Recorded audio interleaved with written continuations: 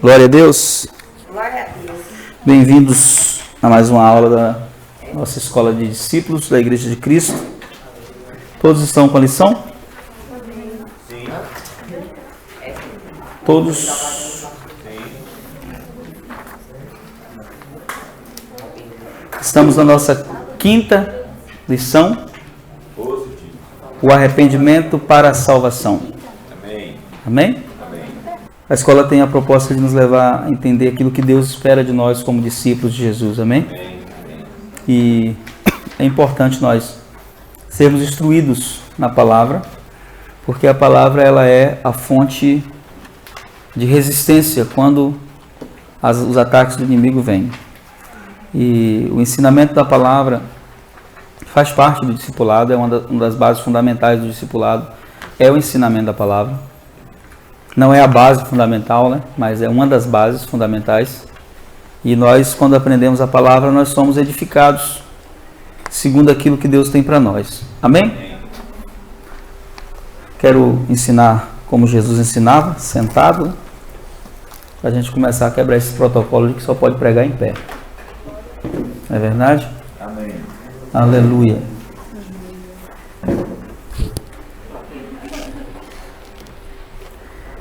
Nós vamos abrir as referências que estão escritas aí. Eu queria que os amados começassem a abrir. O pessoal da primeira fileira vai abrir aí Atos ou Marcos, capítulo 1, versículo 4, 14 e 15. O pessoal da segunda fileira abre Atos 2, 37 e 38. O pessoal da terceira fileira abre Atos 3, 19 e 20. E o pessoal da quarta fileira abre Atos 20, versículo 21. A verdade central dessa lição é que o arrependimento e a fé no sacrifício de Jesus é o que converte a minha vida de volta ao propósito eterno de Deus. Vamos ler todos juntos essa parte?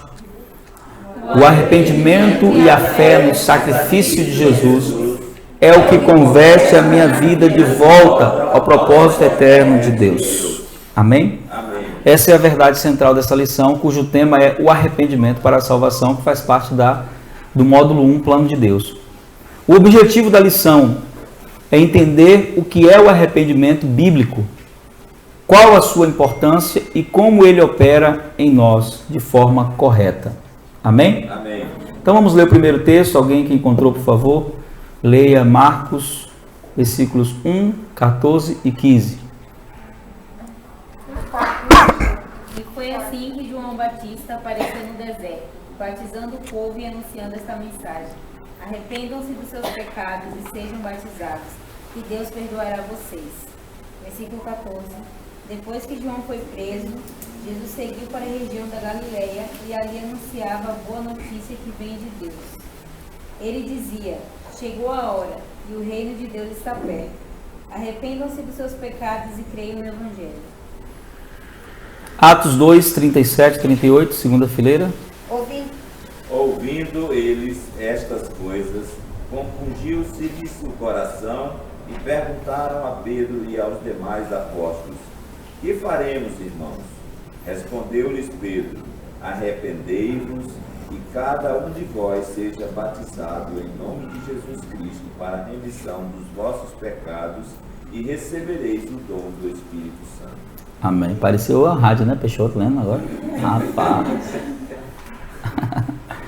Atos 3, 19 e 20.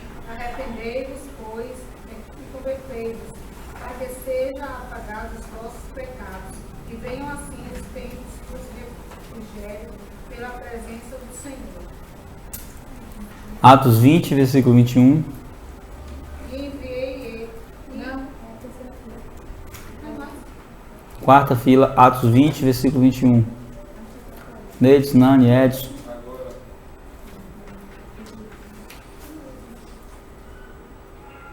Tendo declarado tanto aos judeus como aos gregos que devem se converter a Deus, arrepender-se e ter fé em nosso Senhor Jesus Cristo. Aleluia. Amém? Amém. Você pode ver que em todos esses versículos aparece uma palavra em comum, que é a palavra arrependei-vos. Uma das coisas interessantes sobre nós, antes de lermos o material, frisar, é que a porta do reino se chama arrependimento. Amém? Amém. Porta de entrada do reino é arrependimento. Aleluia. Claro que falando de uma linguagem de forma metafórica, porque a porta do reino é o próprio Jesus. Amém? Amém. Mas não dá para passar por esse caminho chamado Jesus sem antes se arrepender. Então, isso aqui não é negociável. Diga para o seu irmão, isso não é negociável. Com ninguém. O pastor pode negociar, o presbítero, o padre, o líder, mas Jesus jamais vai negociar isso aqui. Ou você se arrepende de verdade, ou você não vai conseguir entrar no reino de Deus. Apenas algumas semanas haviam se passado após a morte e a ressurreição de Jesus, e após ter ele subido aos céus, a igreja reunida em Jerusalém recebeu o batismo do Espírito Santo. Note no texto bíblico acima que Pedro se levantou pregando exatamente o que já estudamos até aqui: a vida e a obra de Jesus, sua morte, ressurreição e exaltação, que é uma conclusão de quê? Do Evangelho. A atitude das pessoas em Jerusalém após as palavras de Pedro devem ser a atitude de todos os que querem ser salvos do pecado e voltar ao propósito original de Deus. Eles perguntaram: que faremos, irmãos? É interessante isso aqui porque eu quero falar de algo aqui e como a gente está gravando e publicando na internet, vai acabar que quem vai ouvir, né, vai ouvir o que eu vou falar agora, mas a gente tem que falar. É interessante isso aqui porque esse procedimento diante da mensagem de Pedro, ele é um pouco contrário ao que a gente vê hoje nas igrejas, naquilo que chamamos de apelo para a salvação. Eu não tenho nada contra o apelo, mas eu acho que muitas vezes o apelo não gera conversão. O apelo gera membros de igreja. Muitas pessoas que respondem ao apelo para a salvação não se arrependeram. E a grande verdade é essa: sem arrependimento existe salvação? Não existe. E eu não vou dizer que todos os casos são iguais, algumas pessoas de verdade se arrependem. Eu costumo frisar duas situações. A primeira é a minha, porque eu me lembro a primeira vez que eu entrei numa igreja cristã, eu me converti ao Senhor, eu me arrependi dos meus pecados. Mas eu me lembro que o pastor naquele dia fez um apelo diferente. Ele disse assim: eu não quero que você venha aqui na frente. Eu quero que aonde você está, você fale com Deus. E você confesse a Ele as suas culpas e você crê que Ele vai te perdoar, e vá e não peques mais. Porque a mensagem que ele tinha pregado tinha sido João capítulo 8, sobre a mulher que foi levada até Jesus para ser apedrejada. E eu fiz a minha oração ali, mesmo sem saber, no banco, e aquilo gerou no meu coração um grande constrangimento, que eu chorei naquele dia, que eu não chorei a minha vida inteira. E eu sei o que aconteceu comigo em termos de arrependimento, porque eu me lembro quando eu saí dali, a minha vontade era pedir perdão a todo mundo que eu havia ofendido. E me estranha hoje quando eu não vejo essas atitudes em alguém que diz que se converteu, aceitou Jesus e se arrependeu. Mas as lideranças evangélicas, às vezes em nome de acumular números e não convertidos, não fazem muita questão de que haja de verdade um verdadeiro arrependimento. O mais interessante aqui é que nós vemos que a atitude de querer mudança não parte do pregador. Aqui parte de quem? Dos ouvintes. Os ouvintes da mensagem, convencidos pelo Espírito Santo, perguntam: o que faremos, irmãos? É claro que nem todo ouvinte da palavra de Deus vai ter essa coragem desses irmãos aqui, de gritar: o que faremos? Então, às vezes, o apelo é necessário, mas ele não pode ser, como a gente vê às vezes em muitas igrejas, é uma emboscada evangélica. Já vi muitos lugares fazerem isso, onde a sensação que você tem é que você foi forçado, que você foi enganado, que você... o irmão estava me contando hoje no almoço que ele foi numa igreja que as pessoas que estavam ali que não eram crentes eram chamadas à frente. O pastor dizia assim: se você crê no sacrifício de Jesus, você vai segurar na minha mão direita. Se você não crê, você vai segurar na minha mão esquerda. É claro que as pessoas seguravam onde? Na mão direita. Aí ele dizia: então você quer dizer que você quer aceitar Jesus? A pessoa diz: não quero aceitar Jesus. Então você não crê no sacrifício de Jesus. Mas o crer não pode ser forçado. A conversão verdadeira e genuína, ela é obra do Espírito Santo. Nenhum homem pode converter ninguém do pecado. Nenhum homem pode convencer ninguém do pecado. Por isso, às vezes, olha só que charme, rapaz. Muitas vezes, o dito apelo que a gente vê nas igrejas, às vezes é uma forçação de barra. Em alguns lugares, recheado de ameaças, né? A cova está aberta e por aí vai. E das mais variadas formas. E algumas pessoas que vão dessa forma ficam, porque o Espírito Santo às vezes se aproveita daquilo ali e faz a obra. Mas muita gente nunca mais volta àquela igreja e se volta, se esconde para não ser chamado de novo à frente porque se sente coagido. Então, a salvação, ela não é obra de homens. A Bíblia deixa isso bem claro. Isso não vem de vós para que ninguém se glorie. Amém? É uma obra do Espírito Santo. E quando verdadeiramente é o Espírito Santo que opera, acontece o que chamamos de novo nascimento. Uma pessoa pode estar em uma igreja e não ser nascido de novo. Porque o novo nascimento é caracterizado pelos frutos que lhe seguem, pelos sinais que lhe seguem. Há uma mudança de natureza chamada regeneração e a Bíblia deixa isso bem claro. Eu não sei se foi estranho a minha conversão, mas pelo menos comigo foi assim. Eu pude ver esses sinais se manifestando. Então eles perguntaram: que faremos, irmãos? Essa pergunta é o motivo de nossa lição hoje. Se tudo já foi providenciado por Deus para nos salvar e restaurar o seu propósito, o que devemos fazer? A resposta de Pedro é a resposta do Espírito de Deus para todos nós. Pedro então lhes respondeu: arrependam-se e cada um de vós seja batizado em nome de Jesus Cristo para perdão dos seus pecados e receberão o dom do Espírito Santo. Versículo 38. Então a gente vai destacar algumas coisas aqui muito importantes. Primeira delas, a importância do arrependimento. O Espírito de Deus está restaurando a mensagem do arrependimento no anúncio do Evangelho. Se quisermos fazer discípulos como Jesus fez, temos que pregar o que ele pregou. Você não vai ter os mesmos resultados se você não fizer aquilo que ele fez. Amém? Não dá para nós afrouxarmos a mensagem para crescer a igreja. Eu não pretendo fazer isso nunca. Então a mensagem é essa: você precisa se arrepender, você precisa receber Jesus como seu Senhor, tendo consciência gerada pelo Espírito Santo que você precisa de Jesus. Muito mais do que você imagina. O Espírito de Deus chama os homens ao arrependimento. Uma vez que o sacrifício substitutivo de Jesus foi anunciado, é preciso exortar a todos que se arrependam do pecado e creiam neste Evangelho. A Bíblia traz este chamado ao arrependimento sempre presente na pregação e no ensino desde a antiga aliança, passando pelo próprio Jesus e os primeiros apóstolos e discípulos. Antes do nascimento de Jesus, na antiga aliança, em Oséias capítulo 14, quando Israel se desviou de Deus, no versículo 1 e 2, o Senhor diz assim: volta, ó Israel, para o Senhor teu Deus, porque pelos teus pecados estás caído. Tende convosco palavras de arrependimento e convertei-vos ao Senhor e dizei-lhe: perdoa toda iniquidade. Na pregação de João Batista, em Marcos 3, do 1 ao 2 e 8, Marcos 1, 4, ele dizia: arrependam-se, pois o reino dos céus está próximo. Deem fruto que mostre o arrependimento. E aí nós aprendemos algumas verdades, uma delas, destacando essa frase aí, antes que a gente continue nas outras passagens. O arrependimento verdadeiro, ele tem fruto. Ele tem fruto. Existe algo muito parecido com o arrependimento que se chama remorso.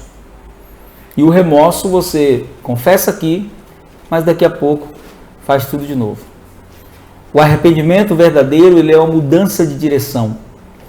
Arrependimento gera conversão. E conversão é mudar a direção. Eu estava indo nessa direção, agora eu vou para outra direção, que é a palavra, na verdade, metanoia.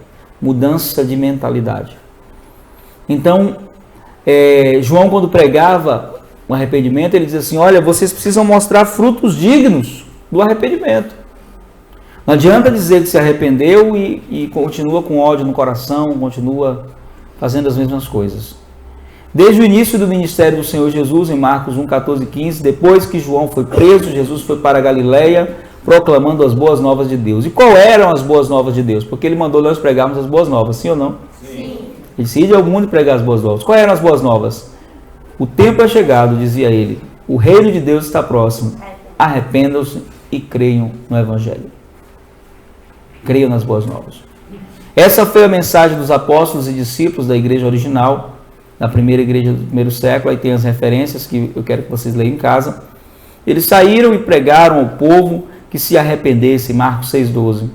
Testifiquei tanto a judeus como a gregos, palavras de Paulo, que eles precisam converter-se a Deus com arrependimento e fé em nosso Senhor Jesus Cristo. Por que essa ênfase tão forte no arrependimento? Não é difícil entender. Lembre-se de que o que nos separou do propósito original de Deus foi o pecado. O pecado original é a independência, a desobediência a Deus. Por isso, o arrependimento é a condição necessária para voltarmos ao relacionamento com Deus. Arrepender-se é sentir a dor da ausência divina e tomar a decisão de voltar ao governo do Senhor em obediência. E a grande pergunta é, arrepender-se de quê? Do pecado da independência de Deus. O que chamamos de pecado original? É quando o homem resolveu andar só, ou andar pela sua própria vontade. Isso é independência. Isso é o pecado original. Quando Jesus fala da vida do Espírito Santo, ele diz assim, e quando ele vier, ele vos convencerá do pecado, da justiça e do juízo. Aí ele diz assim, do pecado porque não creem em mim. Não creem em mim. É como se ele estivesse dizendo, se crescem mesmo, dependeriam. Então, o que é o pecado original? É quando nós saímos dessa zona de cuidado de Deus, de dependência, e nós queremos viver a nossa própria custa. Então, quando nós nos voltamos para Deus e nós nos arrependemos, nós saímos de um estado de independência. Na independência que eu mando na minha vida, a última palavra é a minha. Mas quando eu me converto, eu entro no estado de dependência, onde a palavra final na minha vida, em todas as atitudes, não parte de mim. Parte de quem? Do Senhor. Isso é verdadeiro arrependimento. Arrepender-se para quê? Para voltar à dependência, o governo absoluto de Deus através da obediência à sua palavra, à Bíblia e ao seu propósito eterno através de Jesus Cristo. Por isso, quem se converteu, uma das condições é perder a vontade própria e assumir a vontade de Deus como soberana em sua vida. Amém? Amém. O que é o arrependimento bíblico? É importante entendermos o que é o arrependimento necessário para a salvação, para a vida verdadeira com Deus, a vida cristã. Atos 3,19 diz assim, arrependei-vos, pois, e convertei-vos, para serem cancelados os vossos pecados. Tiago 5,20 diz assim, aquele que converte o pecador do seu caminho errado, salvará da morte a alma dele e cobrirá uma multidão de pecados. Arrependimento é a palavra grega. Qual é a palavra grega? Metanoia, que significa o quê? Mudança de mentalidade ou de mente, mudança de propósito, mudança de atitude interior. Conversão, que é voltar, virar, retornar, mudar de direção.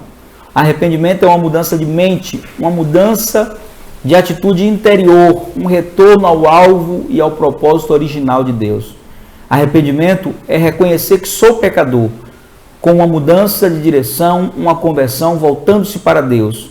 Se o pecado é errar o alvo, o arrependimento é reconhecer que sou pecador, desistir da direção que seguia e converter-me para o único caminho da salvação, que é quem? Jesus. O próprio Jesus. A conversão a Deus é uma experiência caracterizada pelo arrependimento e pela fé em Jesus.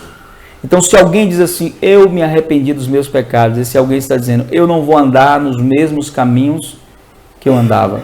E aí o livro de Provérbios sabiamente diz que há caminho que aos olhos do homem lhe parecem bom, mas ao seu fim, esses caminhos são caminhos que produzem a morte.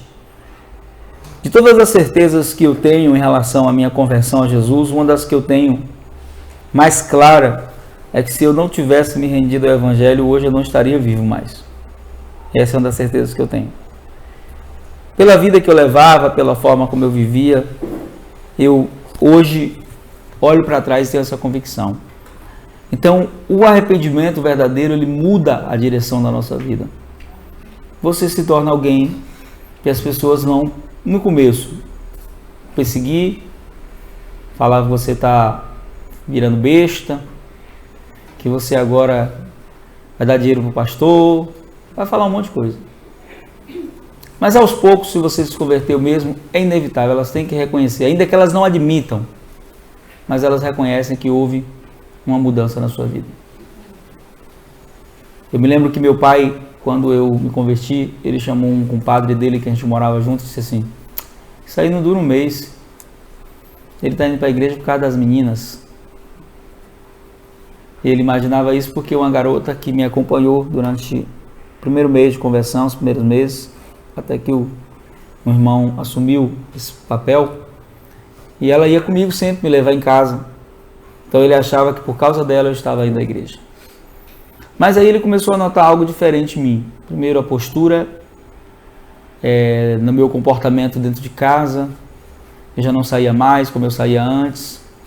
Eu já fazia as minhas obrigações sem precisar ser cobrado. Eu orava. Eu passava horas orando. E ele, depois contando para algumas pessoas o testemunho, ele diz assim que uma das coisas que mais mostrou que de verdade eu tinha entregado a minha vida para Jesus era a forma como ele me via orando. Aí ele dizia para todo mundo, né? Rapaz, o homem virou crente mesmo. Porque na minha época eu não falava que se tornou evangélico, né? Na minha época a gente virava crente. Então, virou crente. Então, mas se eu não tivesse demonstrado frutos dignos de arrependimento, ele não teria visto isso. Então, às vezes a gente diz assim, não, quem tem que ver, quem tem que saber da minha vida é quem? É Deus. Isso é o discurso de quem vive errado. Quem vive correto anda na luz. Amém. E Jesus diz assim, em Mateus capítulo 5, versículo 16 em diante, vocês são o sal da terra.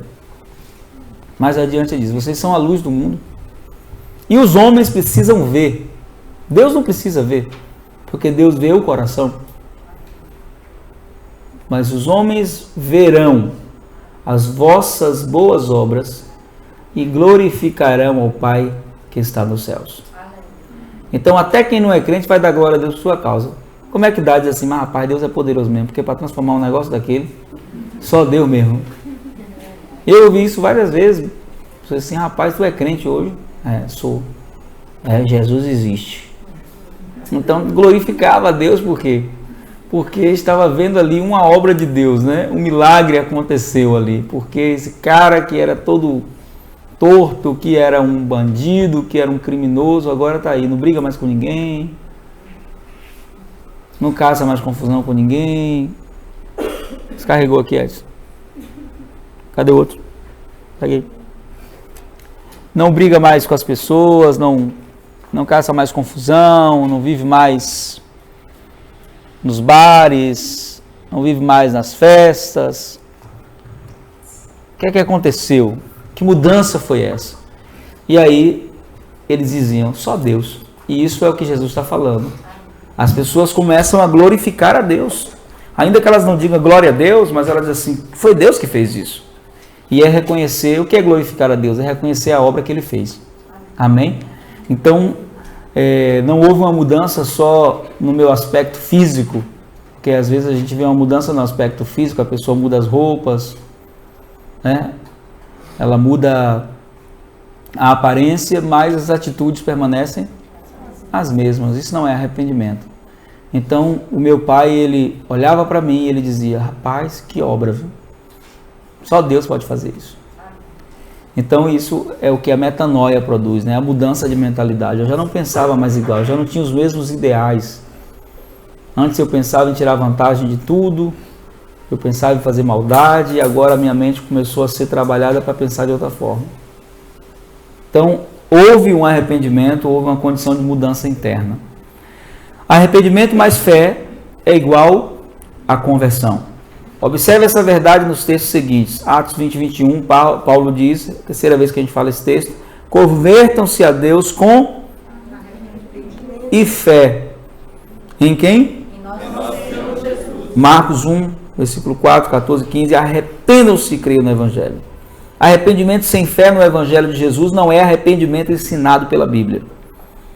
Será apenas um peso de consciência, acusação, remorso ou desespero. O arrependimento que não converte alguém para crer e seguir o único caminho que é Jesus não é o verdadeiro arrependimento e não pode salvar ninguém. É interessante hoje nos nossos dias porque até o convite, às vezes das igrejas nos nossos dias, ele é um convite para tudo, menos para arrependimento. Venha porque Deus vai mudar a sua vida, venha porque Deus vai levantar a sua empresa, venha porque Deus vai te dar um carro novo, venha porque Deus vai te dar um casamento novo, venha. Uma mensagem muito diferente da que Jesus pregou, da que os apóstolos pregaram, é o que nós temos visto hoje nos nossos dias na igreja evangélica. Uma mensagem distorcida, onde os líderes religiosos estão muito preocupados em ter gente na igreja. Então, a igreja abençoada, aos olhos dessas pessoas, são aquelas que têm mais pessoas. Mas tem muita gente perdida dentro da igreja. Muita gente que nunca se arrependeu de verdade. Porque ela, quando veio à igreja, ela não veio motivada pelo entendimento de que ela precisava mudar o seu destino eterno. Ela veio motivada pelo entendimento de que precisava mudar a sua condição momentânea. Vou repetir. Muitos não vieram movidos pelo motivo de que precisavam mudar o seu destino eterno. Muitos vieram motivados pelo motivo de querer mudar a sua condição momentânea. Eu quero uma família melhor, eu quero um casamento melhor. E essas vindas, elas não são erradas, desde quando elas partam de nós. Elas são iscas que Deus usa. Aqueles que sofriam iam até Jesus. O grande problema é os líderes religiosos alimentarem isso para segurar as pessoas. Dizendo para elas, você precisa ficar aqui porque você tem que guerrear para sua família. Você precisa ficar aqui porque sua vida financeira vai ser abençoada se você ficar. Você precisa ficar aqui, senão o diabo vai lhe pegar.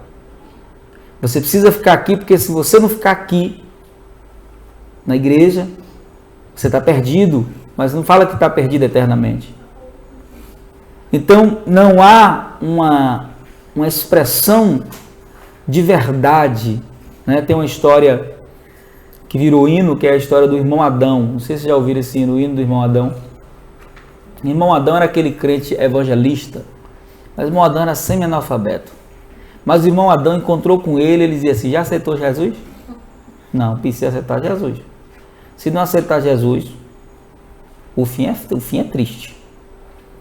E aí o pastor uma vez recebeu o prefeito na igreja, ou alguém famoso, não me lembro mais ou menos qual é a história, e disse assim, irmão Adão, olha, vai vir fulano e tal aqui, mas o senhor, pelo amor de Deus, fique no seu canto quieto, que ele está vindo para ouvir a palavra. E aí então o pastor pregou aquela mensagem, né, toda cultural, sem muita ofensa. Só que a pessoa que estava fazendo louvor, na hora de tirar a oferta, deu oportunidade para quem? O irmão Adão. O irmão Adão levantou a mão, pegou o microfone e disse, tem alguém aqui que não aceitou Jesus ainda? E aí o prefeito, junto com a sua esposa e os demais pessoas, levantaram a mão e disse, precisa. Porque se não aceitar Jesus, o fim é triste. E só Jesus é o caminho, a verdade e a vida. E aí pregou a mensagem ali, sem se arrepender, tem que se arrepender dos pecados, tem que ser igual ao irmão Zaqueu. E começou, né? Irmão Zaqueu, quando se arrependeu, deu de volta o que tinha roubado. E tal. Esse é arrependimento, ela pegou a mensagem, terminou o culto. Beleza, pastor chateado com o irmão Adão. Aí foi falar com o prefeito para depois dar uma bronca do irmão Adão, né? E quando foi falar com o prefeito falou, quem é aquele senhor que falou na hora da oferta? Esse é o irmão Adão. Já pensando, não, pode ficar tranquilo que eu vou começar. Não, eu quero falar com ele. Aqui na igreja vocês não fazem convite para a salvação? E ele disse assim, a gente faz, né? Às vezes, tal. Aí disse, não, porque a mensagem dele falou muito comigo, pastor. O senhor pregou foi bonito, mas o que ele falou mexeu comigo. Eu quero entregar minha vida a Jesus, que eu não quero que meu fim seja triste. Aleluia! E aceitou Jesus porque irmão Adão não teve medo de falar a verdade, irmãos. Então, às vezes, a gente fica tapeando. O discurso hoje é o seguinte, a gente quer segurar as pessoas na igreja por amizade. A maior amizade que você tem com alguém é você dizer a verdade para ela, dizer, meu querido, olha, eu amo você, você está vindo aqui por minha causa, mas você precisa de Jesus. Aleluia. Você precisa. Você não pode ficar indo à igreja somente porque ir à igreja não te torna um salvo, assim como ir a um curral não te torna um boi. O que torna alguém verdadeiramente alcançado pelo poder do Evangelho é a conversão a Jesus. É reconhecer os seus pecados, é dizer, eu preciso de Jesus. O que Deus vai fazer depois disso é abundantemente além daquilo que podemos imaginar. Eu posso dizer isso, que a minha vida é plenamente abençoada, mas eu sei que isso não foi a causa, isso é a consequência. Amém? Amém. Então nós não podemos camuflar a mensagem do Evangelho. Nós não podemos tapear as pessoas, porque eu acho que a pior coisa que existe é você enganar alguém. E às vezes com boas intenções a gente engana. Mas todo mundo que é enganado, mesmo com boas intenções, quando descobre que foi enganado, fica decepcionado. Já imaginou aquele amigo que veio com você para a igreja a vida inteira e morre e vai para o inferno? Descobrir que estava indo para a igreja e que você nunca falou a verdade para ele, que ele precisava se arrepender. Então nós precisamos levar a sério essa questão da mensagem do Evangelho, sem convidar as pessoas só para receber coisas, mas convidar as pessoas primeiro a se renderem a Jesus. Porque até o convite às vezes é errado, né? Quem quer aceitar Jesus? Na verdade não é nós que vamos aceitar Jesus, é Ele que nos aceita. É Ele quem nos aceita. Quem quer se render a Jesus talvez seria o argumento mais forte, né? Quem quer se render a Jesus? Eu me rendo. Quando eu me rendo, eu abro mão de tudo e me coloco na posição de entrega. Amém? Amém. Arrependimento sem fé no Evangelho não é arrependimento. Aí vem algumas perguntas. Por que você se converteu? Olha para esse irmão que está do seu lado e pergunta isso.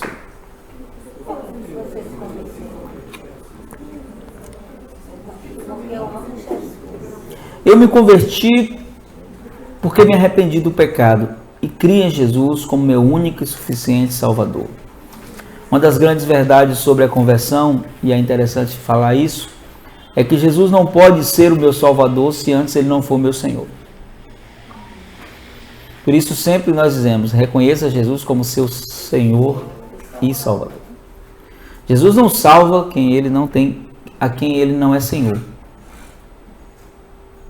Então, primeiro eu reconheço o senhorio de Cristo, e aí a salvação, então, acompanha o reconhecimento desse senhorio. Amém? Amém. O arrependimento, como ocorre o arrependimento? A pergunta, tópico 3.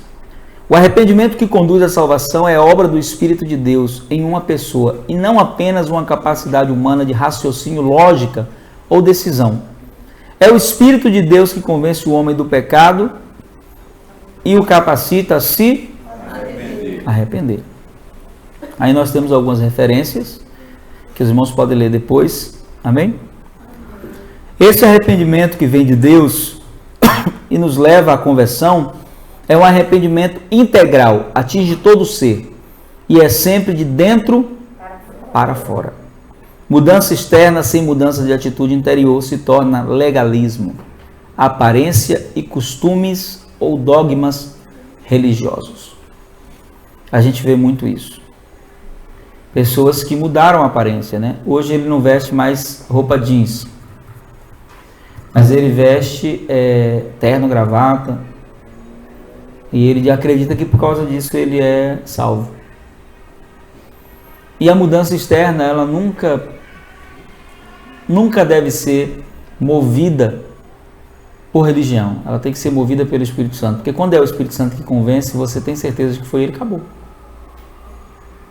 Então a gente vê muito isso hoje na igreja ainda.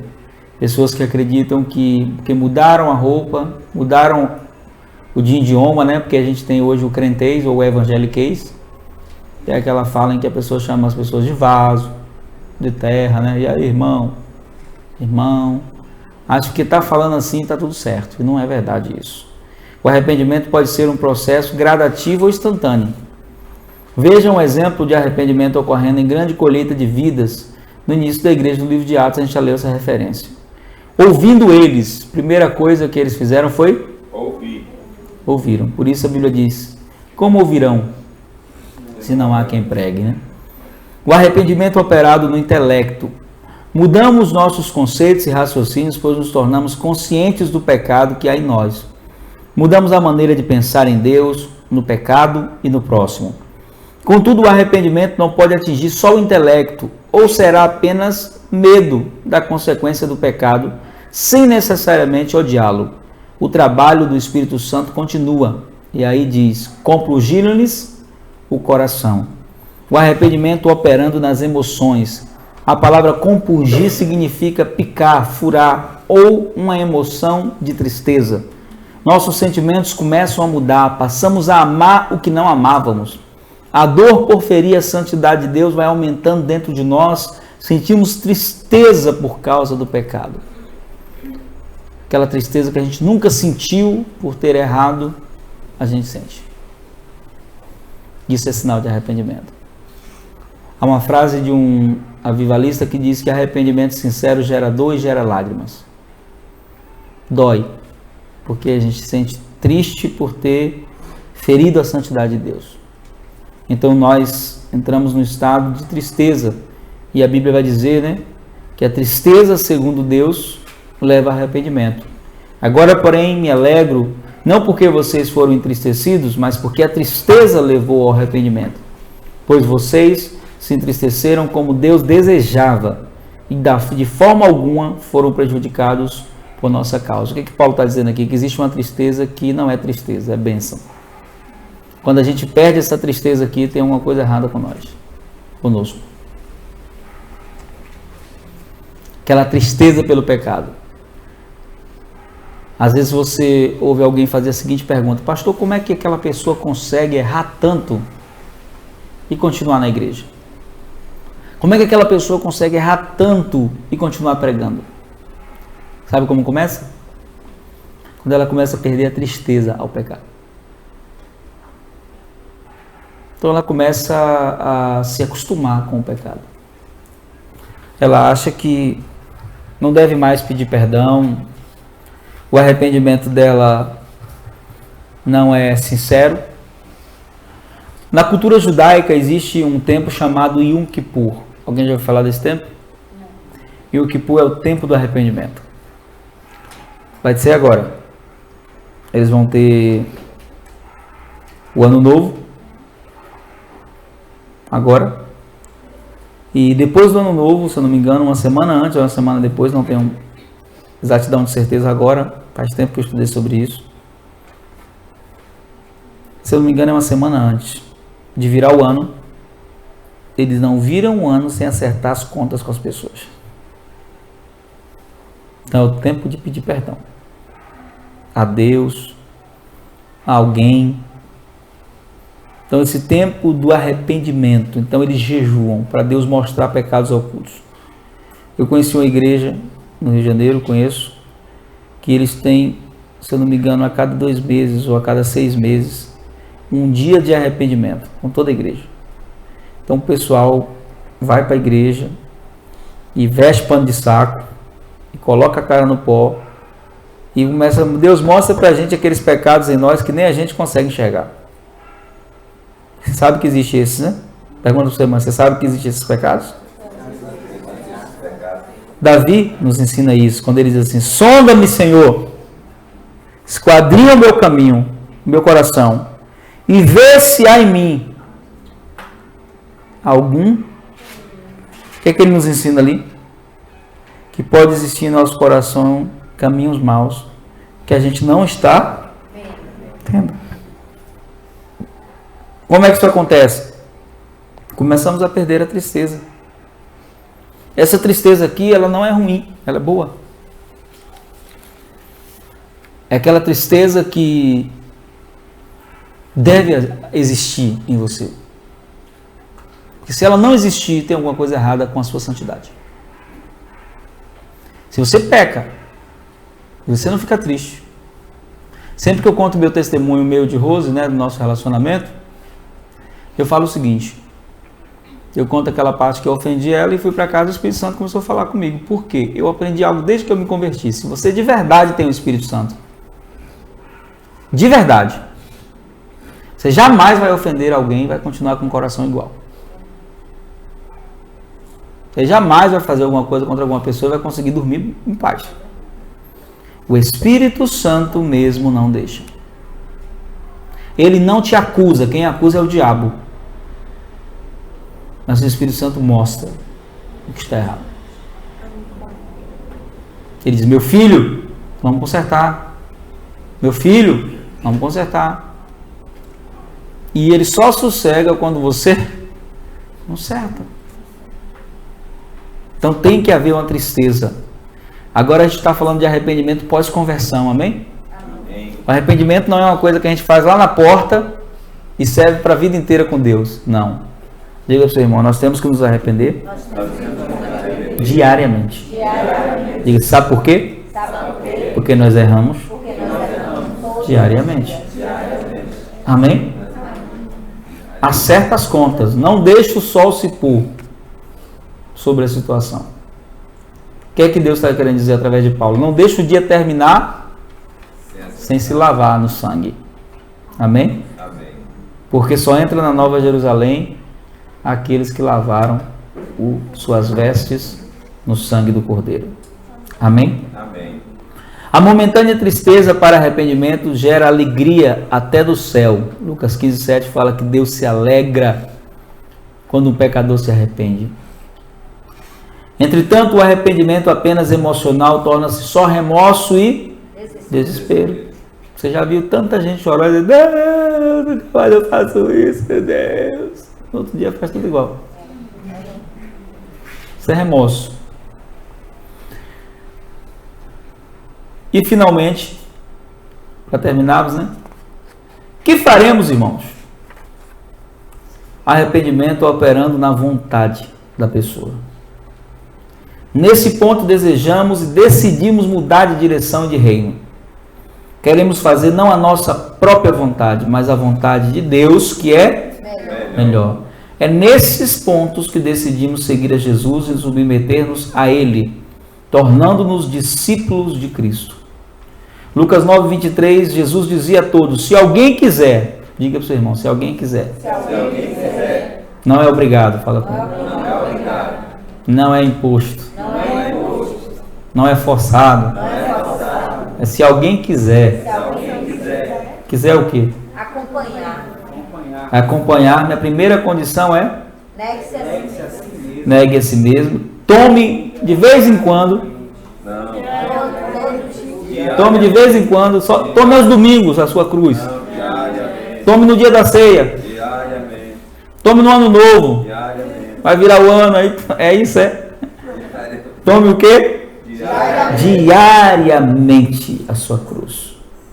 E siga-me. Então diga para o seu irmão assim: não deixa a cruz, não. Não deixa. O Anderson Freire fez uma música muito joia. Eu não sei o nome da música, mas ele diz assim: não deixe sua cruz, se eu não me engano, porque ela tem a sua medida, né? Eu não posso carregar a sua porque eu só posso carregar uma. Eu só posso carregar uma, não posso carregar duas cruzes. Nem Jesus carregou duas. Então o que é querer carregar a cruz do outro? É você querer viver pelo outro, não é evangelho, não. A Bíblia leva isso tão a sério que a Bíblia diz que estarão dois dormindo em uma cama.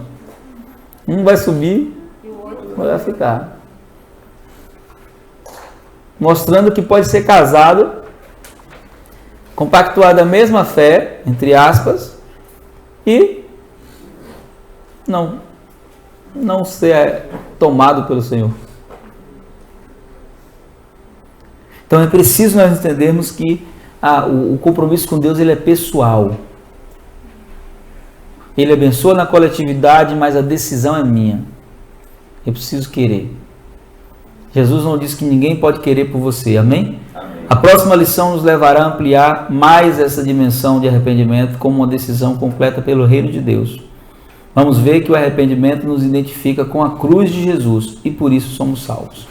Então diga para o seu irmão: não existe arrependimento sem tomar a cruz. Ainda existe uma cruz, amém? Amém? Tarefa da Escola de Discípulos, Doutrina dos Apóstolos, arrependimento e salvação. Que faremos, irmãos? A pergunta é: você já se arrependeu de ser um pecador e de cometer o pecado? Arrependeu-se da independência de Deus, além da importância do arrependimento em nossa salvação, você considera que ele também é fundamental durante nossa caminhada na Terra? Por quê? Lição semanal, tarefa semanal, leia todo o capítulo de Lucas 15. E aí eu quero lembrar que semana passada, eu não dei aula aqui, mas eu falei domingo, na aula de domingo. E já provavelmente falou também na turma de terça, que nós iniciamos a leitura do Evangelho de Marcos. Eu contei com o pessoal de domingo 16 dias para terminarmos a leitura. O pessoal de terça, não sei se começou na quarta, mas você não pode passar 16 dias. Ah, pastor, vou conseguir ler o Evangelho de Marcos em 16 dias? Claro, é um capítulo por dia. Você não vai conseguir ler em 16 dias um capítulo. É muita irresponsabilidade cristã um negócio desse. Imagine você, um capítulo. Se você for ligeiro, em 8 dias você termina, que você lê um de manhã, um de noite. Eu fiz essa escola de discípulo na igreja, o irmão chegou no outro dia e falou, terminei, pastor. Tu já leu todo? Ele falou, foi. Eu li tudo. Tu levou quanto tempo? Eu disse, umas 2 horas. Eu li devagar. Então, até semana que vem, eu quero todo mundo com o Evangelho de Marcos lido, amém? E para a gente saber que você está lendo, lá vai uma tarefa de casa. Ok? Ok. Todos aqueles que estão no grupo da igreja precisam postar pelo menos um versículo de cada capítulo lá. Amém? Você vai ler o capítulo 1 e você vai destacar um versículo que te chamou a atenção. Amém? Gente, na minha leitura hoje do capítulo 1 de Marcos, o versículo que mais me chamou a atenção foi esse. O que é fazer isso? Fazer isso é fazer o que a gente falou domingo passado. Edificar-vos uns aos outros. Amém? Então, faça isso. O grupo existe para nós nos consolidarmos também. Amém? Mas eu quero todo mundo com o Evangelho de Marcos terminado. Além do Evangelho de Marcos, você vai ler todo o capítulo de Lucas 15. A partir do versículo 11, Jesus está contando uma história para exemplificar e ensinar sobre o arrependimento. Qual personagem passou por um arrependimento? Como você identifica o arrependimento na vida dele? Escreva, compartilhe com os irmãos, né? A gente não tem ainda célula, pode fazer isso no grupo. E entregue até o final da matéria o plano de Deus, amém? Quem sabe que história é essa aí que ele está falando de Lucas 15? Alguém já tem ideia? Não. Que história é essa aí, gente? Lucas 15, a partir do versículo 11. Vocês sabem.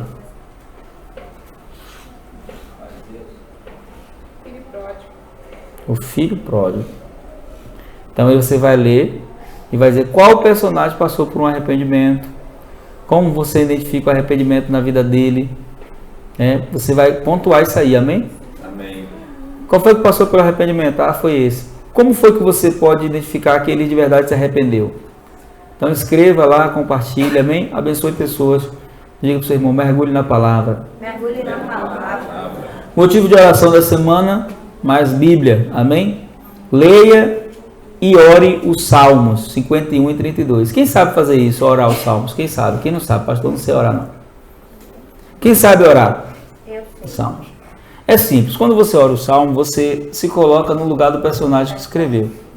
Por exemplo, quando eu estou orando o Salmo 91, eu não oro assim, dizendo assim, aquele que habita no esconderijo do Altíssimo. Eu não oro o Salmo 91 assim. Eu oro assim.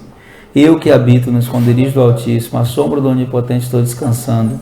O Senhor é o meu refúgio, meu esconderijo, minha habitação, minha fortaleza. Ele me livrará do laço do passarinheiro e da peste perniciosa. Ele me cobrirá com as suas penas e debaixo das suas asas eu estou seguro. A sua verdade é meu escudo e broquel. Eu não temerei espanto noturno, nem seta que voe de dia, nem peste que ande na escuridão, nem mortandade. 1000 cairão ao meu lado, 10.000 à minha direita, e eu não serei atingido. Isso é orar o Salmo, amém? O 23 já está em primeira pessoa, né? O Senhor é meu pastor e nada me faltará. Então a gente já ora desse jeito. Então lá no Salmo 51 você vai pegar, não sei como está lá, o começo, alguém abre aí por favor, 51, primeiro versículo.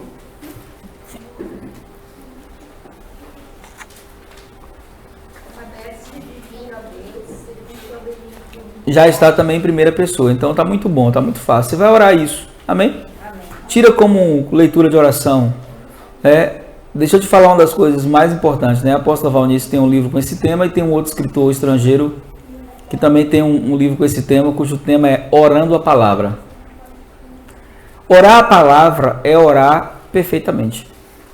Primeiro porque Jesus disse assim, que a palavra ela é espírito e ela é vida. Então quando você ora a palavra, né, alguns textos da palavra, somente os salmos, você está fazendo uma oração poderosíssima. Porque você está orando aquilo que está escrito.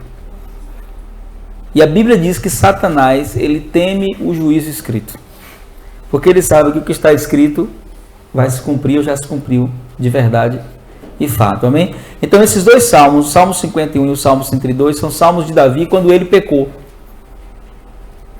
Quando ele pecou.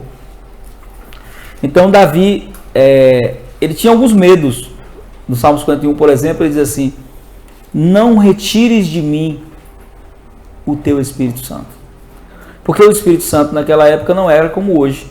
Hoje o Espírito Santo ele não é retirado, ele fica triste, é o que diz a palavra. Mas como eles não tinham espíritos neles, e eles tinham espíritos sobre eles, quando eles pecavam, o Espírito ia embora, não voltava mais. Então ele faz um pedido a Deus ali muito lindo, ele diz assim, cria em mim, ó Deus, um coração puro. Alguns estudiosos da palavra dizem que é nesse momento que ele então se torna o homem segundo o coração de Deus. Porque Deus tem um coração puro? Deus tem um espírito reto? Sim ou não?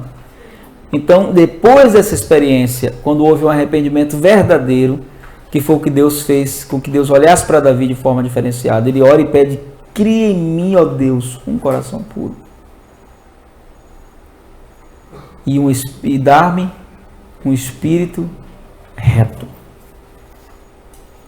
Então é um salmo de arrependimento, onde ele reconhece o pecado dele, onde ele reconhece o erro dele. Um outro salmo de arrependimento de Davi, né? É o Salmo 40, que é um salmo forte, onde ele está mesmo sentindo o peso do pecado, que ele não podia ir mais no templo adorar. Então ele começa a falar com a alma dele, porque te abate, sua minha alma. E é interessante porque a gente canta muitas canções, né, dentro desse salmo. Salmo 40, não gente, 42. Salmo 42, estou na dúvida. Deixa eu ver. Assim como a costa suspira por águas. 42, Salmo 42. A minha alma. Você sabia que quando Davi escreveu esse salmo ele estava em pecado? Quem sabia disso? Que ele estava no processo do arrependimento. Então diz, assim como a costa suspira por águas, a minha alma tem sede de ti. Então ele está pedindo a Deus, né, perdão, ele está reconhecendo. Vamos ver Salmo.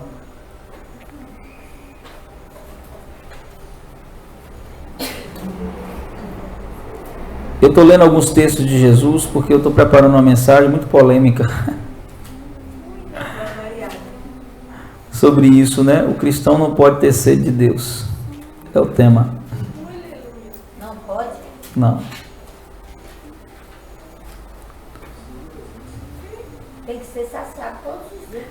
Porque o cristão não pode ter sede? Porque sede é sinal de ausência. E o próprio Jesus disse que aqueles que acreditassem nele, no seu interior, fluiria um rio. Como é que a gente vai ter sede tendo um rio dentro de nós? Então, os estudiosos do corpo humano dizem que quando você está sentindo sede, o seu corpo está pedindo água, porque você está sendo negligente na sua hidratação. Você está desidratado e a negligência é sua. Então, quando a gente começa a sentir sede de Deus, é quando estamos negligenciando o óbvio. A devoção, a oração, a comunhão. E aí eu estou lendo sobre isso porque eu comecei a ler João de novo, né? Estou lendo João, Evangelho de João. E eu estou lendo, interessante que João é o livro que Jesus mais fala disso. Ele fala disso com a mulher samaritana. Se você beber da água que eu lhe der, nunca mais terá sede. Então como é que eu vou dizer que eu estou com sede de Deus? Tem alguma coisa errada. No último dia, o grande dia da festa, ele se coloca em pé e diz, se alguém tem sede, venha a mim e beba. E a água que eu lhe der se tornará no seu interior um rio de águas vivas. Quem tem um rio vai ficar com sede como? Então, quando estamos com sede, aí às vezes a gente pega essas referências do Antigo Testamento, né? E esse aqui especificamente, né? Davi estava com sede porque ele estava numa condição de pecado. Como o servo brama pelas correntes das águas, assim a minha alma brama por ti, ó Deus. Minha alma tem sede de Deus, do Deus vivente. Aí ele diz: quando entrarei e me apresentarei perante a face de Deus? Estava fora. Estava dentro ou fora? Estava fora. Minhas lágrimas de noite me servem de mantimento, porquanto todo dia me dizem: onde está o seu Deus? Disto eu me lembro e derramo a minha alma em mim, porquanto bem o quê?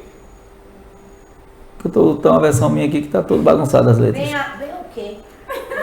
Por enquanto, bem. E se derrama Quando me a lembro alma, disso, como passava eu a multidão. Ah, como ia, bem ia, como eu ia entre a multidão, com eles, entrar na casa de Deus, com voz de alegre canto, louvor, festejando com a multidão.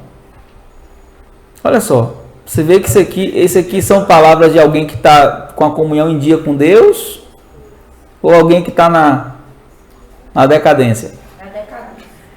Aí ele fala: por que te abates, ó minha alma, e te inquietas em mim? Espere em Deus, porque ainda hei de louvar pelas suas salvações de sua face. Deus meu, minha alma se abate em mim, porquanto me lembro de ti desde a terra do Jordão, desde os Hermonitas, desde as montanhas pequenas. Um abismo chama outro abismo, ao ruído dos teus canais, todos os teus golfos e ondas têm passado sobre mim. Mas de dia Jeová mandará a sua misericórdia, e de noite a sua canção estará comigo. Oração ao Deus da minha vida. Direi ao Deus: rocha minha, por que te esqueceste de mim? Esse era o pensamento dele, tá?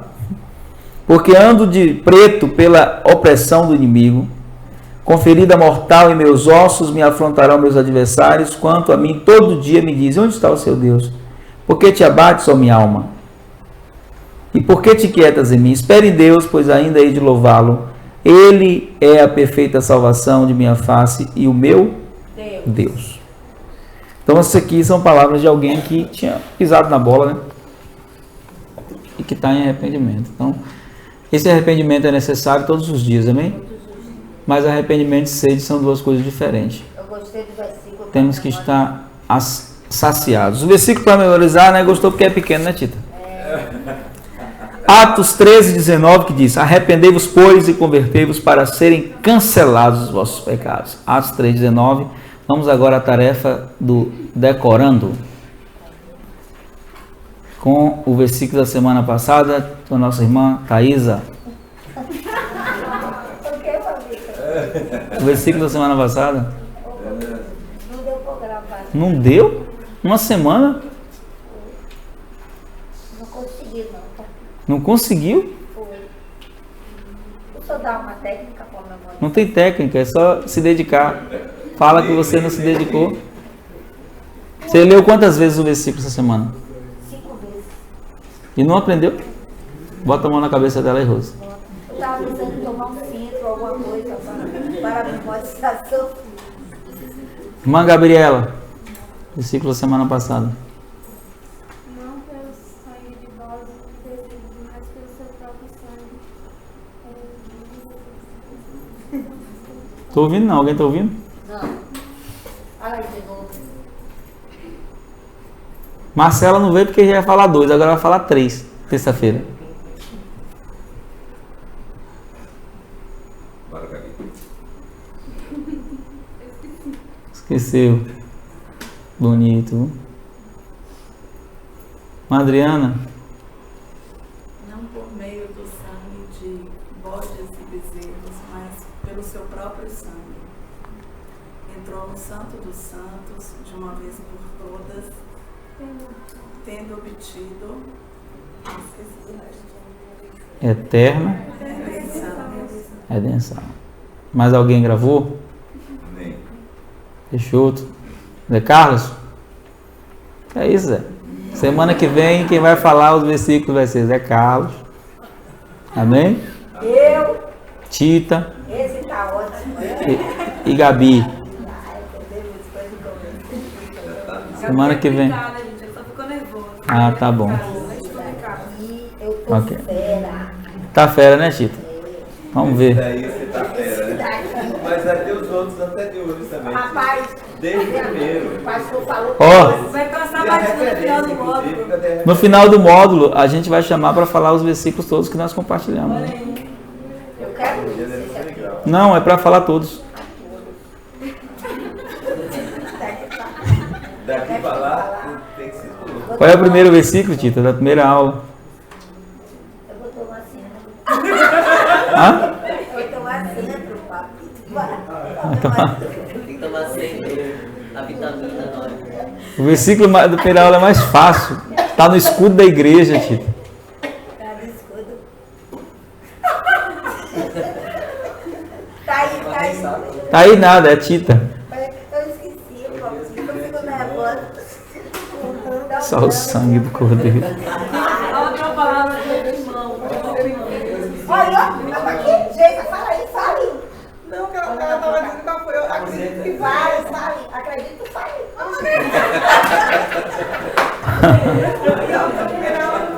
Gente, é importante isso, vocês aprenderem, porque se você não aprende, é muito fácil gravar. Vou botar em áudio. Não é que você não tem capacidade, é que você, olha só, não é que você não tem capacidade, é que você não se interessa. Porque se eu lhe perguntar alguma coisa do seu interesse que aconteceu semana passada, você vai me falar. Meu pai, ele faz a escala do time do Flamengo, que ganhou a Copa de 70, se eu não me engano. O Campeonato Brasileiro de 70, ele fala todos os jogadores, as posições que eles jogavam, porque é do interesse dele. É do interesse dele. Tem gente que é fã de um cantor que sabe o ano que o cara gravou a música, quantos discos vendeu, porque é do interesse. Então, tem que ser do seu interesse. Você não pode transformar a escola de discípulo em um lugar onde você vem presencialmente. Você precisa tirar na semana um momentinho, não precisa ser muito não, 30 minutos, 15 minutos de leitura e oração, para você ler aquele versículo, porque aquilo ali é uma realidade para você, é uma verdade para a sua vida. Não é para você fazer uma prestação de contas para o pastor. Aquilo ali é uma verdade. Aquelas verdades que nós falamos semana passada sobre o sangue de Jesus. Que não foi por meio de bodes, mas pelo sangue do Cordeiro de Deus que nós fomos comprados. Ele ofereceu uma eterna redenção, nos deu direito a acesso ao Santo dos Santos. Então, você precisa saber essas verdades espirituais, porque elas contam no mundo espiritual. Elas livram você da condenação, da consciência pesada, trazem o entendimento verdadeiro daquilo que Deus tem de você. Então, tudo é uma questão de interesse. De interesse. Você precisa se interessar pela palavra. Porque quando é algo do seu interesse, quer ver gente que gosta de carro, você pergunta aquele carro ali é ano tal, modelo tal, que ele se interessa por aquilo. Então, esse mesmo interesse nós temos que transferir para a palavra. Amém? Porque um cristão desinteressado pela palavra, ele não vai crescer espiritualmente. Isaías 11 está sobre espírito de inteligência, espírito de sabedoria. Amém? Olha aí como eu sei a Bíblia. Que versículo é? Isaías 11. Qual versículo? Versículo 2. Espírito de sabedoria. 2, né? Espírito de inteligência. É o 2, tem certeza? Espírito, 1, 2. Tá chutando aí, né? Não, Cláudio, então você quer Isaías 11, 1, 2. Tá bom. Vamos orar? Em seguida, nós vamos ofertar. Então, vamos orar já pela oferta e também orar agradecendo pela palavra dessa noite, pela escola. Espírito Santo, obrigado, porque um dia o Senhor nos alcançou. Obrigado por todas as pessoas que o Senhor colocou no nosso caminho, quando nós não tínhamos nenhum interesse por Ti.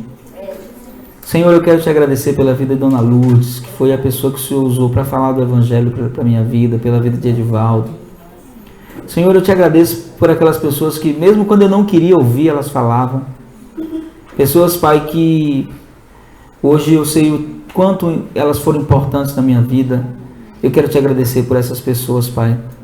Eu quero te agradecer pelo Senhor ter insistido quando eu não tinha nenhum interesse em Ti, quando eu pensava em coisas do mundo, quando eu queria as coisas da carne, mas o Senhor, Espírito Santo, insistiu. O Senhor não desistiu E eu te louvo por isso, porque eu sei que partiu de ti, não de mim. Partiu do Senhor a iniciativa de me tocar, de falar comigo. Obrigado porque naquele dia, naquele ano, o Senhor me encontrou e me convenceu dos pecados. Eu te louvo por todos esses anos vividos em tua presença, Senhor. Eu jamais poderia tê-los projetado, nem feito melhor. Eu sei que tudo isso é resultado da tua ação em mim. Obrigado pela vida de cada irmão que está agora aqui, Senhor, sentado na minha frente. Muitos aqui poderiam estar mortos, Senhor, poderiam estar hoje vivendo uma vida refém de outra situação de prisão, mas cada um de nós que estamos aqui hoje somos resultado do arrependimento provocado pelo Teu Espírito Santo. Muito obrigado, Pai. Muito obrigado porque o Senhor insistiu, o Senhor não desistiu de nós. Nem nos momentos que a gente desistiu durante a caminhada, o Senhor levantou pessoas para nos socorrer, para nos trazer uma palavra. Nós te agradecemos. Muito obrigado, Espírito Santo. Que o nosso coração nunca deixe de se entristecer pelos pecados, mas que todas as vezes que nós de alguma forma te entristecermos, que essa tristeza seja compartilhada conosco, para que nós possamos verdadeiramente nos arrepender. Senhor, não deixe o nosso coração se endurecer. Senhor, não deixe a nossa consciência se cauterizar.